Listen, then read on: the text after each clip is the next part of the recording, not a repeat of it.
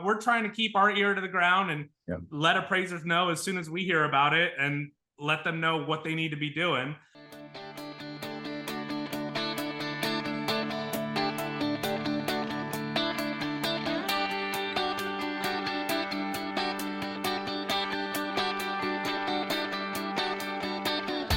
Originating from deep inside the Rocky Mountains, transported through the power of the internet, and arriving inside your tiny earbuds. It's the Appraiser Coach Podcast, helping appraisers increase their efficiency, quality, and make more money. Here's the guy who makes it his life's mission to create value for real estate appraisers nationwide. Your host and the Appraiser Coach, Dustin Harris. Welcome, folks, to the Appraiser Coach Podcast. My name is Dustin Harris. Can't wait to introduce my guest coming up. First, want to pause here and remind you that we are sponsored by two great companies, one of them being OREP Insurance. OREP, of course, is where I go for my E&O. You can find out more at orep.org. And Alamode is where I go to, well, do appraisals, right? They are the leader in appraisal writing software. You can find out more about them by going to their website, alamode.com, or picking up the phone and calling them at 800-ALAMODE. What I want to welcome back to the program, friend of the program, Mr. Jim Morrison. Jim is the Vice President of Marketing and Sales for Allterra Group, and he's an author at The Appraisal Buzz. Welcome back, Jim. Thanks so much, Dustin. It's a pleasure to be joining you. It's a pleasure to be joining you as well, my friend. It's good to see you. Recently was on your podcast, on your presentations, and it was a great conversation that we had. I want to talk a little bit about, let's go backward for a little bit. This is going to air in January, and of course, we're done with 2022, a crazy year, right? We started, Appraiser started very, very busy the first part of the year, and things kind of switched a little bit about mid-year and ended a little bit slower. What do you think? What are some things that you remember from 2022 that we can reflect on for just a little bit? You know, I think that we were getting some of the indications that, the Fed was going to put a stop to this because the housing prices were just skyrocketing. Right. And, people were asking for 30 days is too long of a time to use a comp. Right. To close on a house. Yeah, exactly. Crazy. And that already changed, 2 days ago with 2 new sales. So we can't use that 30-day-old comp. It was nuts. Yeah. And so, they started.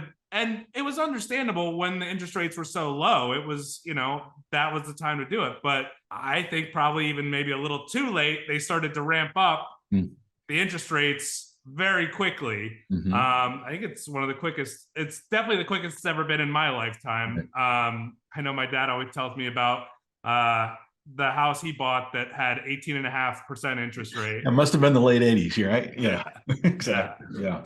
So we definitely saw some changes. One of the things that was interesting was the Valuation Expo this year was kind of like smack dab in the middle of that. September. I was excited. I haven't been back to the expo for a couple of years, Jim. It was good to see you in person and good to see some of the others there. But Valuation Expo to me was pretty pivotal because we were right in that transition period, right? I absolutely think so. And it showed with the amount of people there at the show. We had over 750. It was one of our best attended ones ever. Wow. And I think it was because everybody had been riding such a high, having all this work. And then suddenly it was like the top of the roller coaster. They're like, and it should have been the canary in the coal mine thing that we had a session with Blaine, sponsored by True Footage. And it was on recession-proofing your appraisal business. Yes, it was. And we had him in one room, and we realized it had already sold out. We moved him to a room that was double that size, and he was standing room only at that point. And we should have realized if all these appraisers are jam-packing that topic, maybe that's what's coming for us. Yeah. Speaking of rooms, you were in a new venue this year. Yeah, we were at the Mirage. It was a really great venue for us. Now, they've been bought by the Hard Rock, but the hotel's still there. There was all the rumors, well, they're going to tear it down. No, the hotel's there. They're getting rid of the volcano out front. What? And they're going to do some cool stuff with the electric guitar and all that. Got it. But we love the venue. It was really centrally located. the fact that everything was right there. We had our private meeting rooms. We had all the space to have our additional courses, you know, the add-on courses that appraisers could choose what they wanted to take rather than everybody gets the same thing that we do. I'm glad you brought up Blaine Fion's presentation, because the things that Blaine focused on, I think, are just spot on for what appraisers in general should be focused on right now. Let's be honest. With things slowing down, it's scary, right? And appraisers are like, am I going to be able to make my own mortgage? You know, much less help other people make theirs. When there's such a slowdown, we wonder about the what next. But we have to remember that it is a cyclical market, right? The mortgage industry is a cyclical market. Blaine talked about private work, working with real estate agents, working with attorneys, diversifying, networking, getting out there. But one of the things I loved about the Valuation Expo this year was Scott Reuter, who spoke from Freddie Mac, and he shared some numbers that I think were kind of heartening. Were you at that meeting? Yeah, you know, I was running around a lot on site. You know, it's one of those things where being on site at that conference, I'm juggling so many things. It was right. It was nice when I went to the MBA conference in Nashville that I get to just sit in the sessions and actually listen right.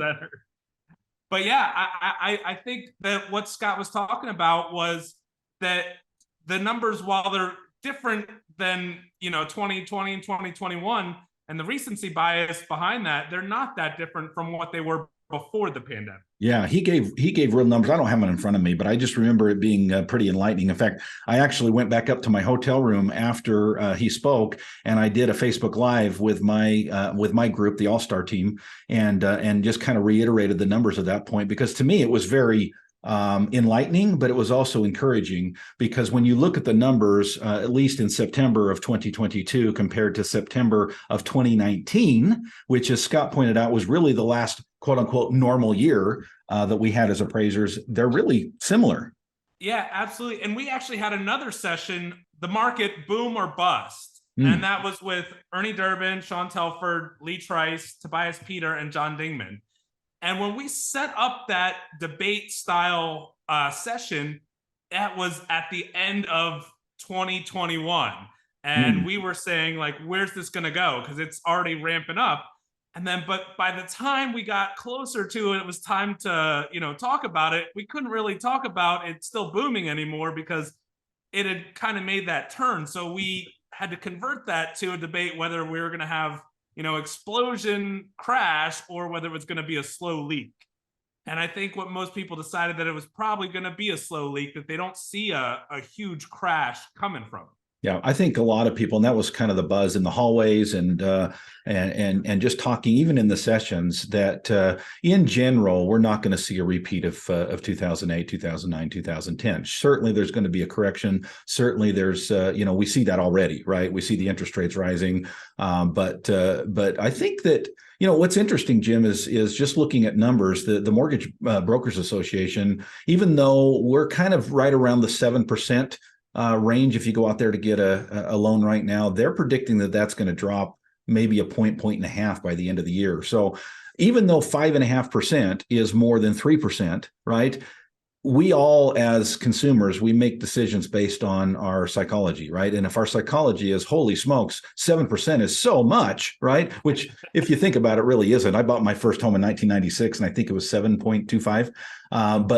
But then you go back to this idea of we were at 3, so 7 seems really high, but then 5.5 is like, oh, you know what, that ain't too bad. Yeah, absolutely. And hopefully that will get us back to, they hit the brakes, but now as we're coming back down, and I think that's, what Paul Ryan had said at the MBA conference in Nashville is that would be the 5% is what it should be traditionally. And, that's partisan and whatever. But, I think that if we get back to around that area, I think they could help normalize everything. I agree. We're talking with Jim Morrison of the Allterra Group and Appraisal Buzz. Jim, when we get back, I want to talk a little bit about what you guys are doing there at Allterra Group, what you're doing there with the education side, and maybe talk just briefly about some of the changes that you see coming up this year. First, I want to pause here, remind our sponsors we're sponsored by great companies such as Alamode. Alamode I've been with for, 27, 28 years now, folks. In fact, I'm almost coming up on my 28 year anniversary with them. My dad was using them before. It was kind of a natural fit. I've looked at some other companies out there, great companies, folks, but Alamode has got the bells and whistles that you need to make sure that you are efficient at what you do. Alamode.com or 800 Alamode is where you go. OREP Insurance, folks. How often do you talk about or think about even your E&O? Probably once a year when you renew. Folks, next time you renew, I want you to take a look at OREP. You can go to orep.org, look at the benefits, right? Forget the savings and everything else and all the great things that OREP brings to you and the support that they give you. Just look at the benefits alone. I think it's a no-brainer. orep.org, that's OREP.org.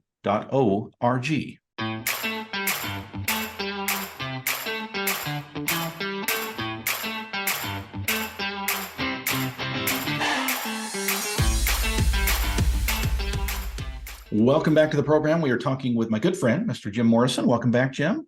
Thank you, Dustin. Jim, what's going on with the Allterra Group? Where do you what's happening that's new that appraisers should know about moving forward in 2023 here? So, we are doing a lot moving into 2023. There's a lot of new things that are coming for appraisers. There's new forms that they need to find out about. There's some of the racial bias stuff that they need to find about. We're trying to keep our ear to the ground and let appraisers know as soon as we hear about it and let them know what they need to be doing. We've come up with a plan to do some localized education around the country, in-person education as well. Oh, wow. That's big. Tell me about that. That's awesome. So we, in the past, we've done the two big conferences, an East Coast and a West Coast, and we really liked doing that because we got such a huge bump when people came, when Expo came to their town in the East Coast. We were in Chicago and Charleston and Florida, and we got so many new people that got to experience Valuation Expo and, what a great program it was, and that they came to the Vegas one, and it really helped us with our numbers. So we're kind of doing something along the same lines where there won't be a trade show, but we're trying to move around the country and have some individual education for appraisers. It'll be 7-hour CE courses taught by different instructors in each state. And we're moving around, Florida, Texas, California, Colorado. We're probably only going to hit the bigger states where there's more appraisers. You're not coming to Idaho Falls? Well, we might if you'll teach our class. There you go. Okay, done. So well, if appraisers want to go and find out what classes there are and what states they're going to be in, if you go to appraisalbuzz.com/CE-events, there's a list of all of them there. The first one we have coming up, which we're really excited about, is diversifying your business with non-lending appraisals. And it's a lot about what we've talked about both on our podcast with you, Dustin, and this podcast. The instructor for that is Josh Wallet. He's one of the I love Josh. Yeah, awesome. And that'll be in Denver, Colorado. Very cool. Yeah, that's exciting. So give that website again. So that's appraisalbuzz.com. You should be familiar with that. That's where we have all the news. But then it's appraisalbuzz.com/CE-events. Awesome. So you talked, if you don't mind, Jim, just want to, as we wrap up here a little bit, I don't want to get too deep, but you talked about a couple of things that I think are on the mind of appraisers. One of the things about the racial diversity, the racial bias topic that keeps coming up, is when I was in Vegas at the Valuation Expo, I was happy that those that were on stage were not afraid to touch that third rail, right, and talk about it.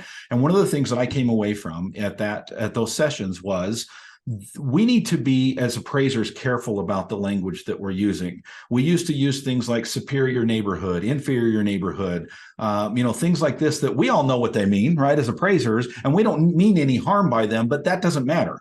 It doesn't matter what we mean. It matters what our readers are reading.